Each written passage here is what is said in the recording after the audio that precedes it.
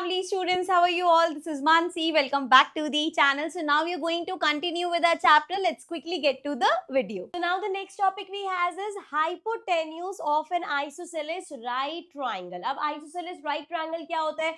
सबसे पहले तो right triangle क्या होता है? देखो, अगर हमारे पास इस तरीके से एक triangle है, ऐसे और इस तरीके से बना, नहीं तो एरो बन गया, रुको फिर से बनाते हैं. आपके पास अगर एक ट्राइंगल है ऐसा, ठीक है. ये हमारा क्या होता है, राइट एंगल ट्राइंगल, मतलब इसका एक कोई एंगल जो है वो 90 डिग्री का है, ठीक है. और इसी में ही जो ये 90 डिग्री वाला एंगल होता है उसके सामने वाली जो साइड होती है, यूजली ये स्लैंटिंग साइड, ये हमारी होती है hypotenuse. So recall that in a right triangle the side opposite to the right angle is called hypotenuse. ये हमारी हाइपोटेन्यूज होती है. अब यहाँ पे जिस ट्राइंगल की बात हो रही है वो क्या है, isosceles right triangle. Isosceles right triangle का क्या मतलब है, आइसोसेलेस ट्राइंगल हमारा होता है जिसकी दो साइड्स इक्वल होती है, और अगर वो राइट भी है इसका मतलब हम ऐसे ले सकते हैं कि ये साइड और ये साइड इक्वल होगी, क्योंकि यूजली जो हमारा हाइपोटेन्यूज होता है वो हमेशा लॉन्गेस्ट साइड होता है, ठीक है. ये हो गया हमारा आइसोसेलेस राइट ट्राइंगल जिसमें एक एंगल 90 डिग्री का है और दो साइड्स हमारी इक्वल है. Now the question is find the hypotenuse of this isosceles right triangle triangle. यहाँ पे हमें इसकी हाइपोटेन्यूज फाइंड करनी है. अब इसका तो हमारे पास कोई फॉर्मूला नहीं होता, ये हाइपोटेन्यूज कैसे निकालेंगे हम, तो जो अभी तक सीख के आए वो अप्लाई करते हैं. जैसे यहां से इस तरीके से मैंने बना लिया, ठीक है. अब इसको ले लेते हैं हम एस दोनों सेम है, ये साइड हो गए, और ये हो गया हमारा एच फॉर हाइपोटेन्यूज, ठीक है. अब जो हम सीख के आए हैं उस हिसाब से हमें पता है, अगर देखो मैं यहां से इसको ऐसे एक्सटेंड करूं, टक टक टक टक टक, इधर से इसको एक्सटेंड करूं, टक टक टक टक टक टक, ठीक है. क्योंकि ये आइसोसेलेस है तो ये साइड ये तो बराबर ही है.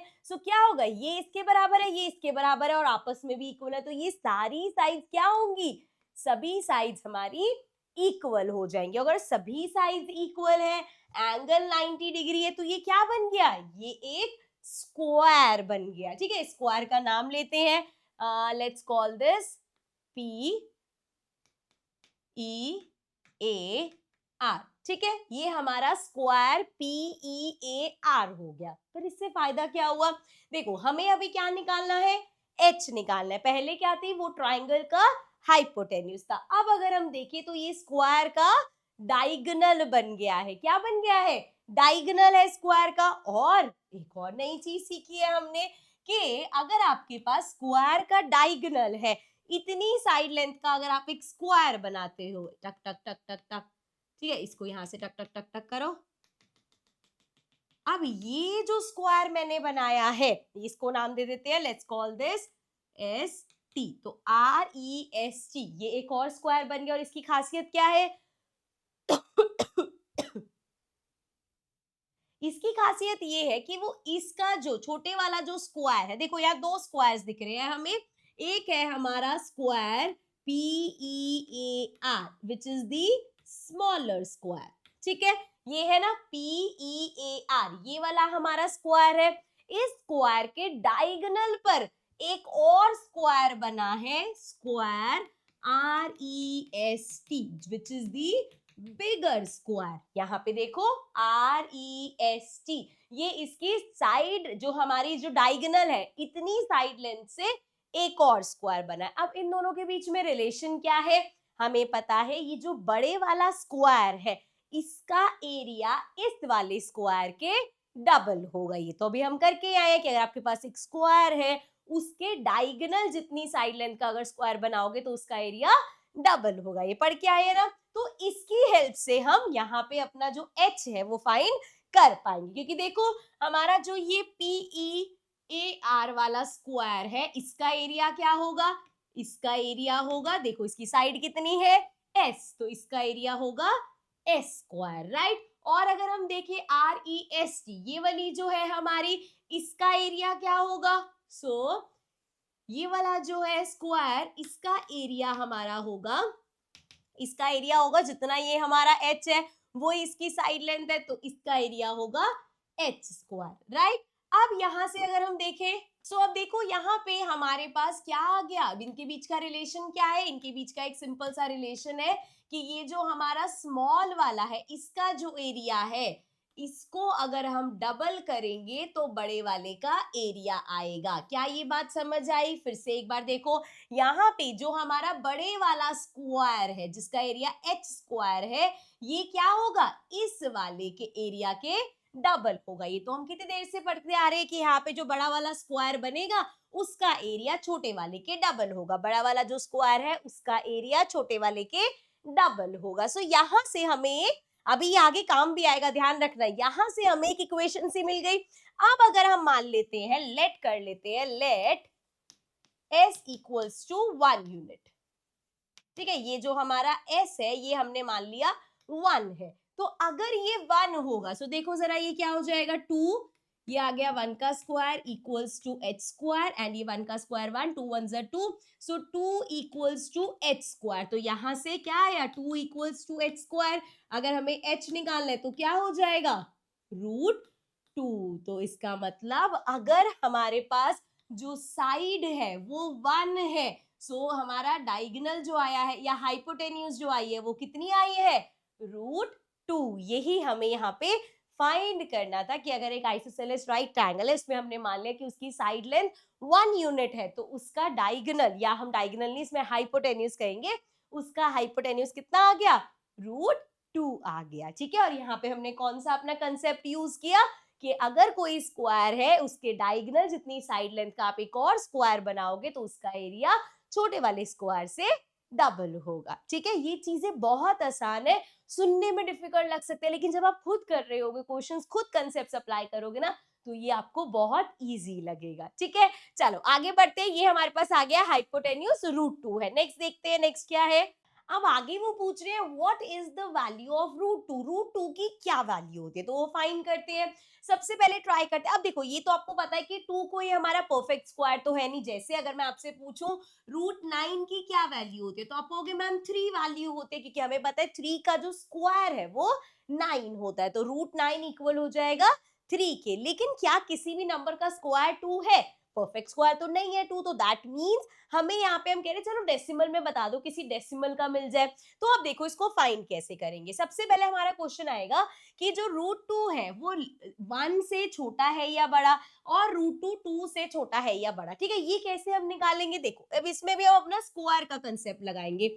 मान लो मेरे पास एक स्क्वायर है जिसकी साइड लेंथ 1 है, मतलब सारी साइड उसकी 1 हो जाएगी। इसका एरिया क्या होगा, इसका एरिया हो जाएगा 1 का स्क्वायर 1, 1 इंटू 1 1 हो जाएगा।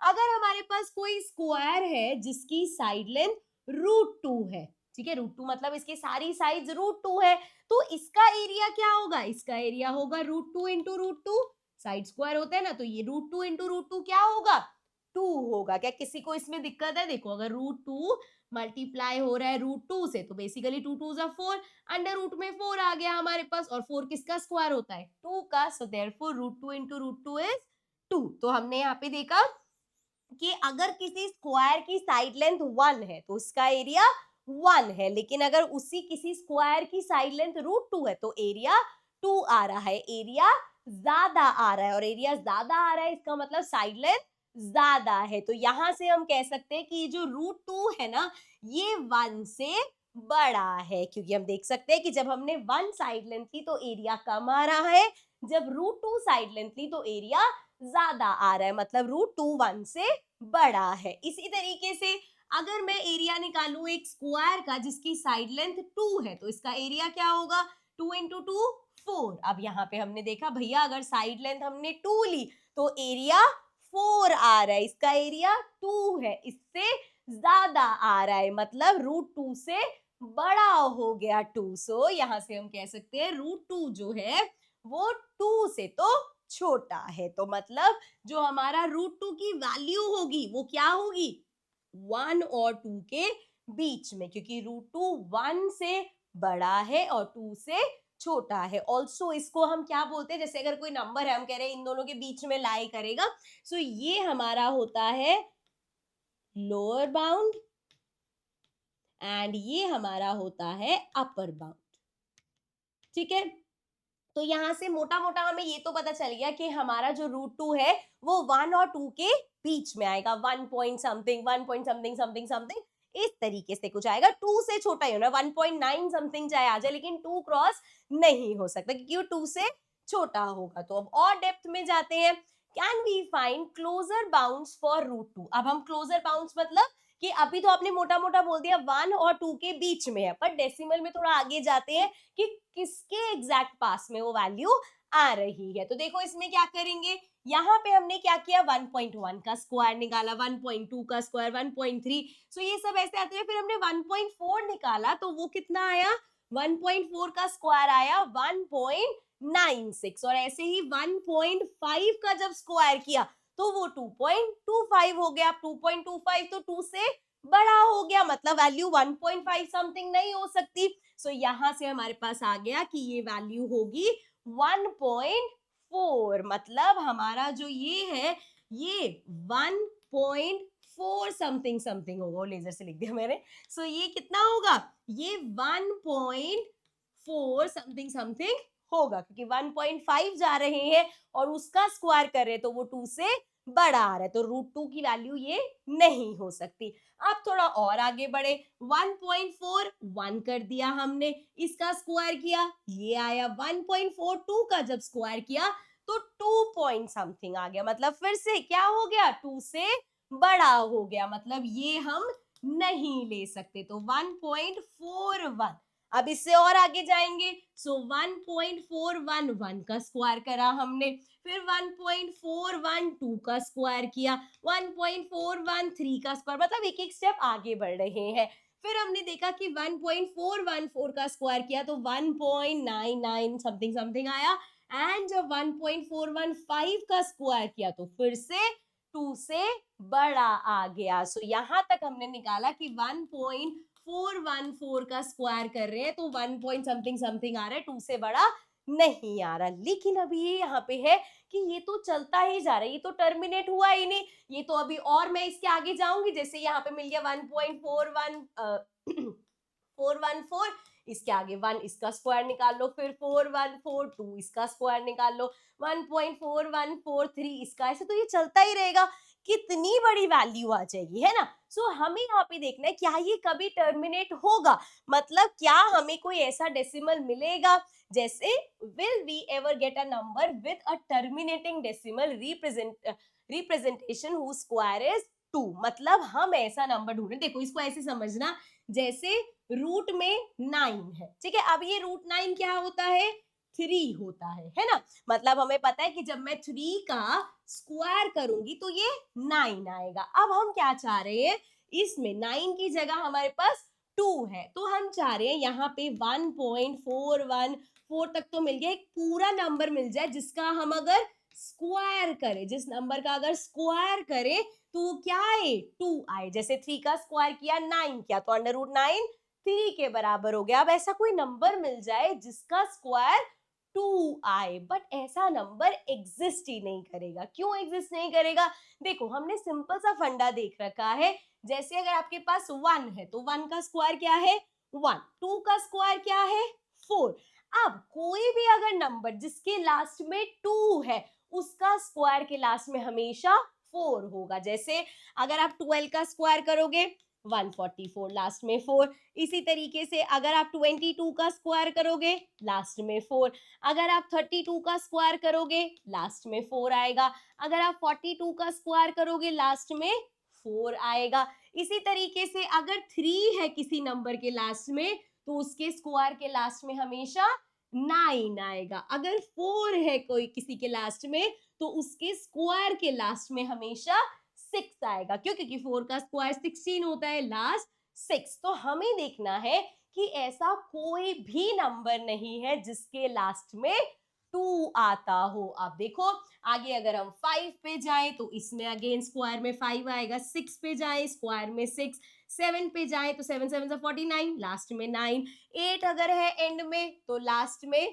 4 आएगा, 9 है अगर एंड में तो 1 आएगा, 0 है अगर एंड में तो 0 आएगा। तो आप देख सकते हो किसी के भी स्क्वायर में लास्ट में 2 नहीं आता। मतलब हमें यहाँ पे कोई एक ऐसा परफेक्ट नंबर मिल ही नहीं सकता जिसके लास्ट में, जिसके स्क्वायर करके लास्ट में 2 आए, क्योंकि ऐसा नंबर एग्जिस्ट ही नहीं करता। समझ में आया? तो इसीलिए यहाँ पे हम कह सकते हैं कि ऐसा कोई डेसिमली रिप्रेजेंटेटिव नंबर नहीं मिल सकता जिसमें हम कह सके कि √2 की परफेक्ट वैल्यू ये है। ठीक है, समझ में आ गया?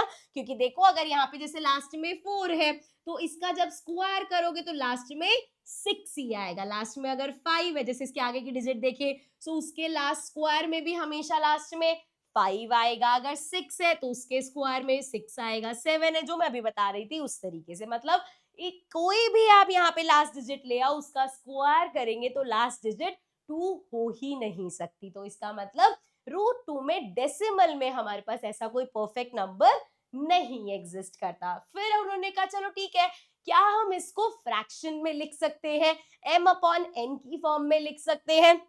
मतलब क्या √2 को ऐसे फ्रैक्शन में रिप्रेजेंट कर सकते हैं कि आप कहो कि देखो 6/7 करोगे तो √2 आ जाएगा, ये √2 की वैल्यू आ जाएगी इस तरीके से। अब यहाँ पे उन्होंने कहा चलो भाई फ्रैक्शन ट्राई कर लेते हैं। सो यहाँ पे करने के लिए पहला स्टेप क्या करेंगे, स्क्वायरिंग बोथ साइड्स, दोनों साइड्स को जरा स्क्वायर करो। देखो ये क्या हो जाएगा, √2 का स्क्वायर कर देंगे और यहाँ पे m/n इसका स्क्वायर हो जाएगा। तो √2 का स्क्वायर तो 2 आ गया, ये आ गया m स्क्वायर अपॉन में n स्क्वायर। जरा n स्क्वायर इधर लेके आओ, ये हो गया 2n square equals to m square. ठीक है, अब हमें फिर से अपना एक लॉजिक लगाना पड़ेगा। हमने देखा था जब भी कोई स्क्वायर नंबर होता है, कोई भी स्क्वायर नंबर हो, जैसे 16 एक स्क्वायर नंबर है, अगर मैं इसको एक्सपैंड करूं तो 2 इंटू 2 इंटू 2 इंटू 2, इसी तरीके से हमारे पास 9 एक स्क्वायर नंबर है, इसको मैं लिख सकती हूँ 3 इंटू 3। ठीक है, ऐसे ही 81 एक स्क्वायर नंबर है, इसको मैं लिख सकती हूँ 3 इंटू 3 इंटू 3 इंटू 3। 3 3 से 9, 9 3 से 27, 27 इंटू 3 करेंगे 81 आ जाएगा। तो भैया जो भी हमारे स्क्वायर नंबर्स होते हैं ना, उनकी एक खासियत है कि उनके जब हम प्राइम फैक्टराइजेशन करते हैं, जो फैक्टर्स होते हैं वो हमेशा इवन नंबर्स में होते हैं। जैसे यहाँ पे देखो 1 2 3 4, 4 है इवन, 1 2 2 है, 1 2 3 4 अगेन इवन। तो जब भी किसी ऐसे परफेक्ट स्क्वायर नंबर का अगर हम प्राइम फैक्टराइजेशन करें तो फैक्टर्स हमेशा कितने होते हैं, इवन नंबर्स में होते हैं। लेकिन अगर मैं यहाँ पे देखूं तो ये m स्क्वायर है, मतलब इधर एक परफेक्ट स्क्वायर है और इसके एक्सपेंशन में क्या है 2 इंटू n इंटू n, तो कितने हो गए 1 2 3। ये तो पॉसिबल ही नहीं है। अगर यहाँ पे एक परफेक्ट स्क्वायर नंबर है तो यहाँ पे इवन नंबर ऑफ फैक्टर्स होने चाहिए। सो देयरफॉर यहाँ से ये जो हमारी स्टेटमेंट आई है दिस इज नॉट करेक्ट। मतलब यहाँ पे अलजेब्रिकली वो फिट नहीं बैठ रही, तो हम कह सकते हैं we can not represent √2 in m/n, मतलब उसको फ्रैक्शन में भी रिप्रेजेंट नहीं किया जा सकता। तो हमने देखा √2 को ना हम एक टर्मिनेटिंग डेसिमल में रिप्रेजेंट कर सकते हैं और ना ही हम उसको कैसे रिप्रेजेंट कर सकते हैं, फ्रैक्शन में। इसीलिए ये जो √2 होता है ना, ये एक अलग कैटेगरी के नंबर में जाता है जिसको हम बोलते हैं इरैशनल नंबर, जो कि अभी हम 9th क्लास में पढ़ेंगे। इस साल हमारा कोई काम नहीं है, लेकिन मैं आपको बता रही हूँ ये नंबर्स ही अलग कैटेगरी में जाते हैं। रियल नंबर तो है लेकिन ये इरैशनल बोलते हैं, वो हम आगे जाके अब 9th में पढ़ेंगे, अभी से पढ़ने की जरूरत नहीं है। अभी के लिए सिर्फ इतना जरूरी है कि √2 को ना तो हम फ्रैक्शन में लिख सकते हैं, ना ही उसका कोई परफेक्ट टर्मिनेटिंग डेसिमल हमें मिला है। ठीक है, उसकी एक वैल्यू मिल गई है 1.414 एंड सो ऑन। ठीक है, तो जहां भी √2 होगा हमें ये वैल्यू पुट करनी पड़ेगी। ठीक है, ठीक है, समझ में आ गया।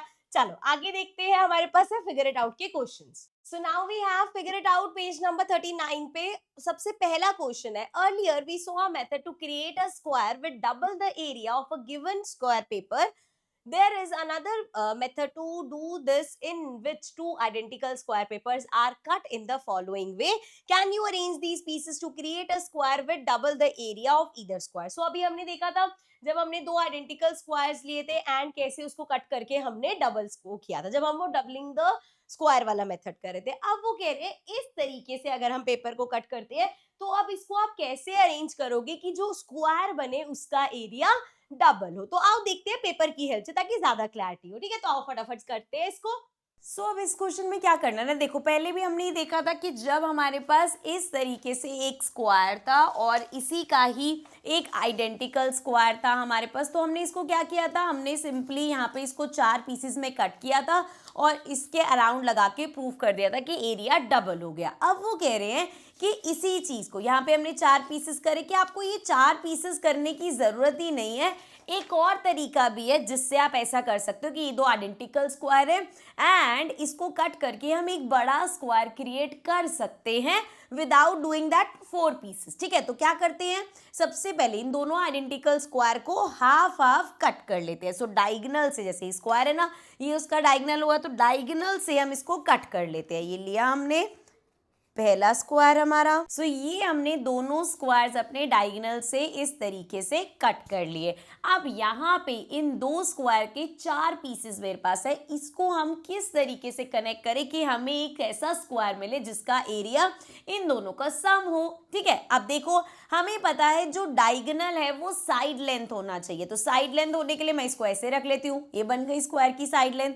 इसी तरीके से ये डायगोनल है, इसको भी साइड लेंथ बना दो ऐसे। यहाँ पे ये डायगोनल है, इसको साइड लेंथ बना दो इस तरीके से, एंड इसमें ये डायगोनल है, इसको साइड लेंथ बना दो इस तरीके से। तो यहाँ पे आप देख सकते हो वो जो दो स्क्वायर थे मेरे पास, उनको मैंने बीच में से डायगोनली कट किया और अरेंज कर दिया, और यहाँ पे अब जो ये बड़ा स्क्वायर मिला इसका एरिया क्या होगा, उन दोनों आइडेंटिकल एरियाज का सम, क्योंकि वो दोनों एरिया जो दोनों स्क्वायर्स थे वो ही मिलके ये बड़ा स्क्वायर बना रहे हैं। ठीक है, तो ये अलग तरीका, एक पहले तरीका देखा था जिसमें एक स्क्वायर को हमने नहीं छेड़ा था, एक स्क्वायर के 4 ट्रायंगल्स करे थे एंड देन उसको अरेंज किया था। ये दूसरा तरीका है जिसमें हमने दोनों स्क्वायर्स को डायगोनल से कट किया है एंड इस तरीके से अरेंज किया है। आई होप आपको समझ में आ गया होगा। चलो आगे देखते हैं next question.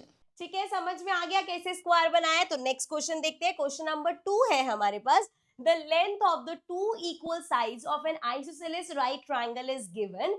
Find the length of the hypotenuse and find bounds on the length of the hypotenuse such that they have at least 1 digit after the decimal point. ठीक है, ये पूरा करके देखते हैं। अब बोला क्या है हमें, जैसे अगर आपके पास एक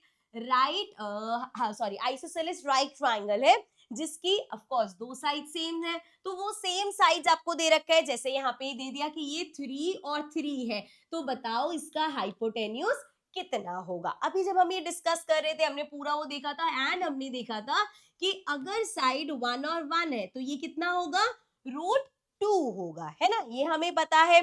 तो अगर फर्स्ट पार्ट है कि अगर ये 1 की जगह 3 है, मतलब अगर ये 3 टाइम्स हो गया, यहाँ 1 था ना, 1 की जगह 3 हो गया, अगर ये 3 टाइम्स हो गए तो हाइपोटेन्यूज भी 3 टाइम्स हो जाएगी। मतलब अगर साइड 3 है तो हाइपोटेन्यूज कितनी हो जाएगी, 3 इंटू √2, राइट। अब √2 की वैल्यू हमें क्या पता है, हमने देखा √2 की वैल्यू होती है 1.414। अब इसको मल्टीप्लाई करो, 1.414 को अगर हम 3 से मल्टीप्लाई करेंगे, 4 3 ज़ा 12, 3 1 ज़ा 3, 4 4 3 ज़ा 12, अगेन 3 1 ज़ा 3, 4 और डेसिमल 3 डिजिट आगे, तो ये कितना आ गया 4.242। ठीक है, ये आ गया।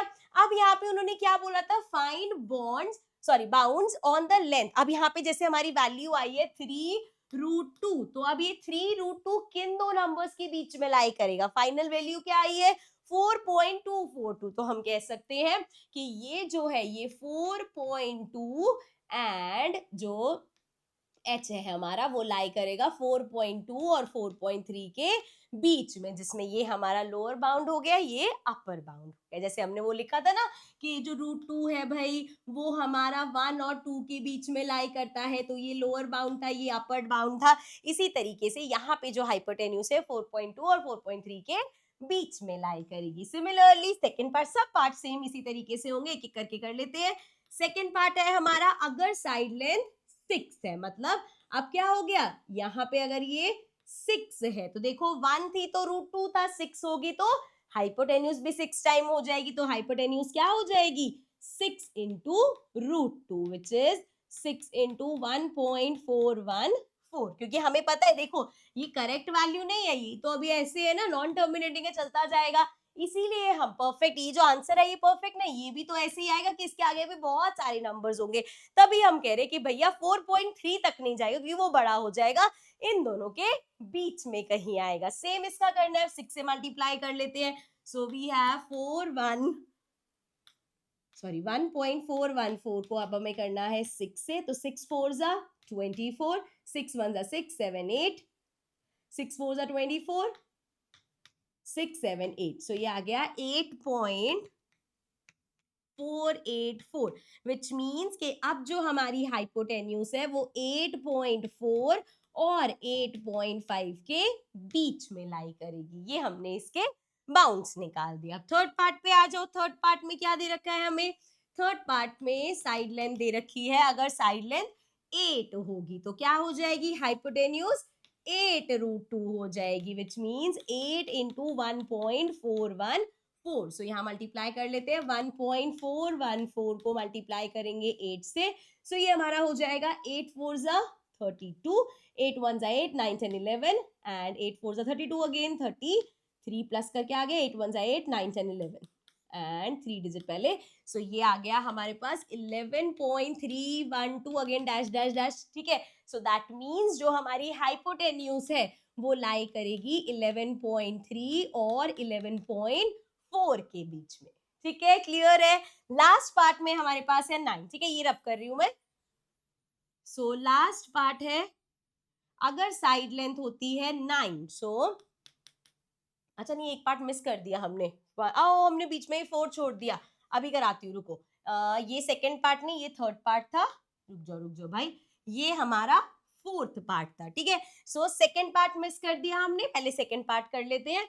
सो सेकंड पार्ट में हमारे पास है 4, अगर साइड लेंथ 4 होगी तो हाइपोटेन्यूज क्या हो जाएगा, 4√2 हो जाएगा, मतलब 4 इंटू 1.414 मल्टीप्लाई कर लेते हैं, 4 4 जा 16, 4 1 जा 4 5, अगेन 4 4 जा 16 एंड 4 1 जा 4 5, सो 5.65 थी, मतलब हाइपोटेन्यूज लाई करेगी 5.6 और 5.7 के बीच में। अब आ जाते हैं अपने लास्ट पार्ट पे। सो लास्ट पार्ट है हमारा, अगर साइड लेंथ 9 होगी तो हाइपोटेन्यूज क्या हो जाएगी, 9√2, विच मीन्स 9 इंटू 1.414, ठीक है, चलता रहेगा ये। सो 9 इंटू 4 इज 36, देन 9 1 जा 9, 10 11 12, सो ये आ गया 12, अगेन 9 4 जा 36, 37 एंड 9 1 जा 9, 10 11 12, सो ये आ गया 3 डिजिट पहले, सो दिस मीन्स 12.7 और 12.8 इसके बीच में हाइपोटेन्यूज लाई करेगी, ठीक है, समझ में आ गया। हमने सिंपल अपना तरीका रखा कि जब साइड लेंथ 1 होती है तो हमारा हाइपोटेन्यूज √2 आता है, तो अगर साइड लेंथ 6 होगी या अगर कुछ भी नंबर होगा तो उसकी हाइपोटेन्यूज भी उतने टाइम्स बढ़ जाएगी। एंड सेम इसी तरीके से हमारे पास क्वेश्चन है third, the hypotenuse of N isosceles right triangle is 10। अब इस केस में क्या करा उन्होंने, हाइपोटेन्यूज दे दी हमें कि ये जो हाइपोटेन्यूज है ये अगर 10 है, then what are its other two sides, इसकी बाकी दो साइड्स क्या होंगी, find the area of the square composed of two such. अब इसके तरीके अलग अलग हो सकते हैं, पहले मैं आपको जो हमारे जिस तरीके से करते आ रहे हैं वो वाला तरीका बताती हूँ, फिर मैं आपको बताऊंगी कि भैया कैसे हो सकता है, ठीक है। देखो यहाँ पे हमने मान लिया कि ये साइड लेंथ हमारी एस है, और अभी तक हम क्या देखते आ रहे हैं कि अगर साइड लेंथ एस है, सो जो हमारा हाइपोटेन्यूज है वो कितना होगा, s√2। यही इतनी देर से करते आ रहे हैं ना कि अगर साइड लेंथ ये सारी है, सो हमारा वो क्या हो रहा है, हाइपोटेन्यूज कह रहे हैं जो साइड लेंथ इंटू √2, जो साइड लेंथ इंटू √2, जो साइड लेंथ है इंटू √2, तो यहाँ पे भी तो ये होगा।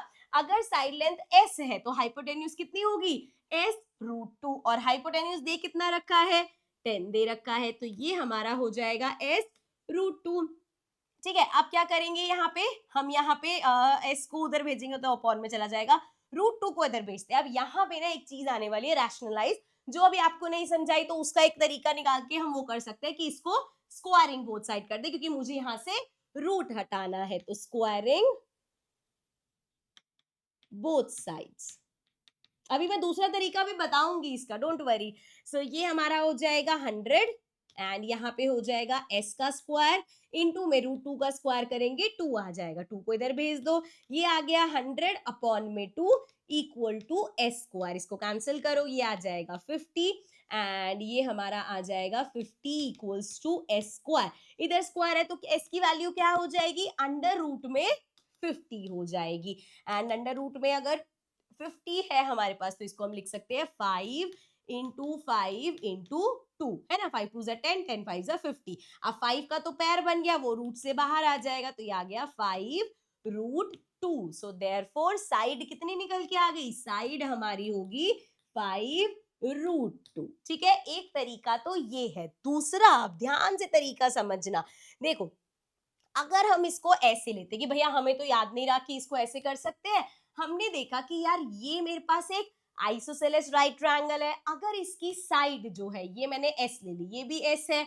और हाइपोटेन्यूज चाहे दे रखी है, लेकिन मेरे दिमाग में आ रहा है कि यार यहाँ से हाइपोटेन्यूज कैसे निकालते थे मैं, अगर मैं इसको डायगोनल लेके, ये जो डायगोनल की लेंथ है, मतलब यहाँ पे पहले एक स्क्वायर कंप्लीट कर दूं, ठीक है, अब ये क्या हो गया, स्क्वायर का डायगोनल हो गया। जब मैं इसके ऊपर, पहले इसको थोड़ा नीचे कर लेते हैं, अब अगर मैं इसके ऊपर एक स्क्वायर बना दूं, याद है इतने टाइम से ये चीज कर रहे हैं हम, अगर मैं इसके ऊपर स्क्वायर बना दूं, इसको नेमिंग करके समझाती हूँ, ये मेरा ट्राइंगल हो गया ए बी सी, और जब मैंने स्क्वायर बनाया तो ये आ गया ए बी सी डी, ठीक है, एंड इसको ले लेते हैं पी क्यू। तो क्या हुआ यहाँ पे, एक स्क्वायर था मेरे पास ए बी सी, अरे कैसे स्क्वायर बना, रुको जरा, इसका नेमिंग ऐसे नहीं, इसको या तो ऐसे करते हैं, ये ले लो ए बी सी डी।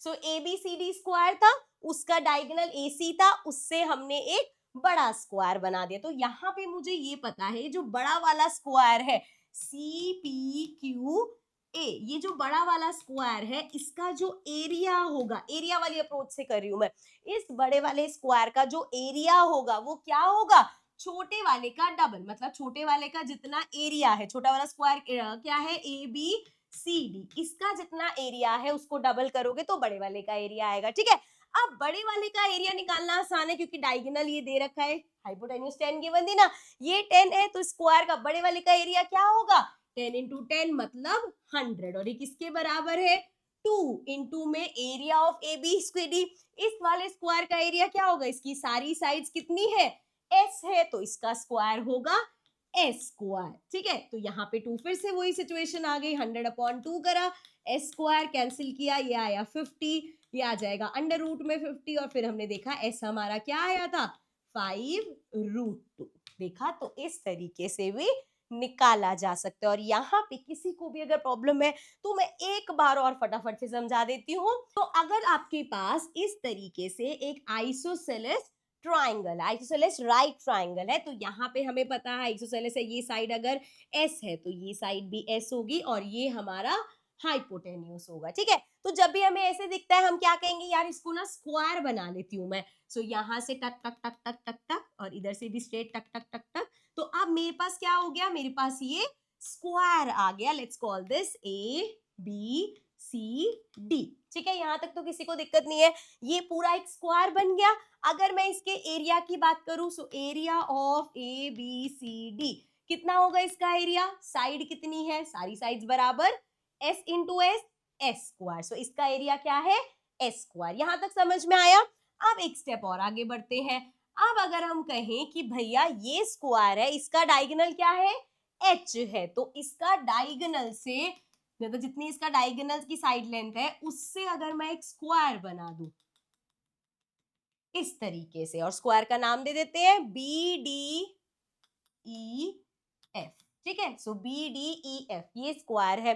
अब अगर मैं बात करूं एरिया ऑफ स्क्वायर बी, क्या नाम है, बी डी ई एफ, तो इसका स्क्वायर का एरिया क्या होगा, इसकी साइड क्या है, एच, ये भी एच, ये भी एच, ये भी एच, तो इसका स्क्वायर हो जाएगा एच का स्क्वायर। यहां तक क्लियर है? अब इन दोनों एरिया में क्या रिलेशन होता है? अगर मेरे पास एक स्क्वायर है, उसके डायगोनल से एक और स्क्वायर बनाया गया है, तो ये बड़े वाले स्क्वायर का एरिया डबल होगा छोटे वाले से। तो छोटे वाले का एरिया कितना है?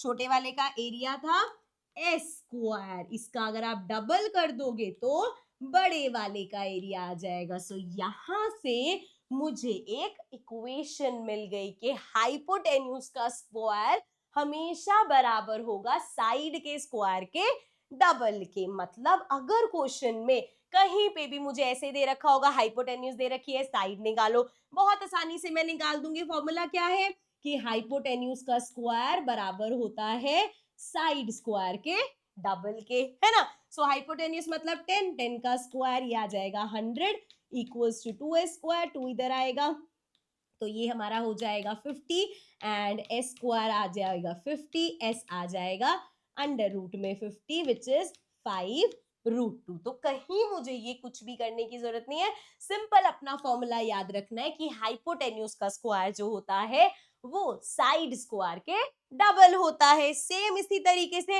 अगर आपको यहाँ पे क्या दे रखा है, यहाँ पे आपको साइड दे रखी है एंड अगर हाइपोटेन्यूज निकालनी है तो ये क्या हो जाएगा, हमें पता है हाइपोटेन्यूज का स्क्वायर जो है साइड स्क्वायर के डबल होता है, तो ये हो जाएगा h स्क्वायर एंड ये हो जाएगा 2 इंटू साइड कितनी है, अभी यहाँ जो हो रखा है उसका देखते हैं, 6 है जैसे, ठीक है। अगर मैंने 6 ले लिया तो ये क्या हो जाएगा 6 स्क्वायर, 6 का स्क्वायर 36, ये आ गया मेरे पास 36 इंटू 2, 36 इंटू 2 करो, 6 2 जा 12 एंड 3 2 जा 6 7, सो ये आ जाएगा h मेरा आ जाएगा अंडर रूट में 72। अब अंडर रूट में 72 क्या होता है, 72 को अगर मैं आगे ऐसे एक्सपैंड करूं तो ये मेरे पास क्या आ जाएगा 3 2 जा 6 इंटू में 3 2 जा 6, 6 6 जा 36 इंटू में 2, ये आ जाएगा ब्रैकेट में और ये 3 2 जा 6, 3 2 जा 6 बाहर चला जाएगा, ये क्या आ गया 6√2। और देखो यहाँ पे हाइपोटेन्यूज क्या थी 6√2। मतलब हमें ये बस याद रखना है, अभी जो हमने सीखा ना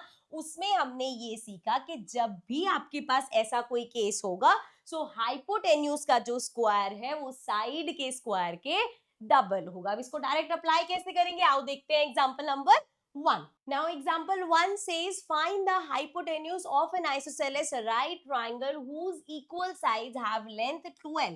So इसकी जो equal side है उसकी length कितनी है 12 है, हाइपोटेन्यूज हमें निकालनी है। अभी क्या फॉर्मूला देख के आए हैं हम, हाइपोटेन्यूज का स्क्वायर बराबर होता है ट्वाइस ऑफ साइड स्क्वायर, है ना। सो यहाँ पे भी h स्क्वायर हमारा हो जाएगा 2 इंटू s कितना है 12, तो 12 का स्क्वायर ये आ जाएगा 2 इंटू में 12 का स्क्वायर 144, सो ये आ जाएगा 4 2 जा 8 एंड 4 2 जा 8 एंड 2 1 जा 2, तो h की वैल्यू क्या आ जाएगी, h स्क्वायर है ना ये, तो h की वैल्यू आ गई अंडर रूट में 288। अब 288 तो किसी का परफेक्ट स्क्वायर है नहीं, पर ये किसके बीच में लाई करेगा ये हम बता सकते हैं। देखो हमें पता है 16 का अगर हम स्क्वायर करें तो 256 आता है और अगर 17 का स्क्वायर करोगे तो 289 आता है, 289 तो इससे बड़ा हो गया, मतलब ये जो भी है ये किसके बीच में लाई करेगा 16 और 17 के बीच में। ऐसे लिखते, रुको रुको रुको, ये हमारा लाई करेगा 16 और 17 के बीच में, ठीक है। इसको और ज्यादा करना चाहो तो ऐसे भी कर सकते हो, इसको हम कैसे लिख सकते हैं, अंडर रूट में देखें तो 2 इंटू क्या है ये 144 है, 144 तो 12 का स्क्वायर होता है, सो 12√2 ऐसे भी लिख सकते हैं। और अगर हमें बताना है किसके बीच में लाई करेगा, इसके बाउंड्स क्या है, सो ये 16 और 17 के बीच में लाई करेगा, ठीक है। क्लियर है, समझ में आ गया। चलो एक और एग्जांपल देखते हैं, एग्जांपल नंबर 2 देख लेते हैं। If the hypotenuse of N isosceles right triangle, अब हाइपोटेन्यूज हमें दे दी अंडर रूट में 72, तो बताओ इसकी साइड्स क्या होंगे, आइसोसेलेस से साइड्स बराबर होंगे। फॉर्मूला क्या पता है हमें कि हाइपोटेन्यूज का स्क्वायर बराबर होता है ट्वाइस ऑफ साइड स्क्वायर के, सो ये हमारा हो जाएगा अंडर रूट 72 का स्क्वायर करेंगे एंड यहाँ पे 2s स्क्वायर, इसका स्क्वायर करेंगे रूट से बाहर आ जाएगा, ये आ गया 72 एंड s स्क्वायर 2 मल्टीप्लाई हो रहा है इधर जाके डिवाइड, तो ये हो जाएगा 2 3 जा 6 एंड 12 आएगा 6 पे, सो s स्क्वायर आया 36, इधर जाएगा रूट हो जाएगा, अंडर रूट में अगर 36 है तो बताओ किसका स्क्वायर होता है ये 6 का, सो देयरफॉर साइड हमारी आ गई यूनिट। तो देखा, इस छोटे से फॉर्मूले से अगर आपके पास हाइपोटेन्यूज दे रखी है तो साइड निकाल सकते हो, साइड दे रखी है तो हाइपोटेन्यूज निकाल सकते हो। ठीक है, समझ में आ गया। सो इस सेशन को करते हैं यहीं पे एंड। अब मैं आप लोगों से मिलूंगी अगले वीडियो में अगले पार्ट के साथ। So I see you all in the next video. Bye bye for now.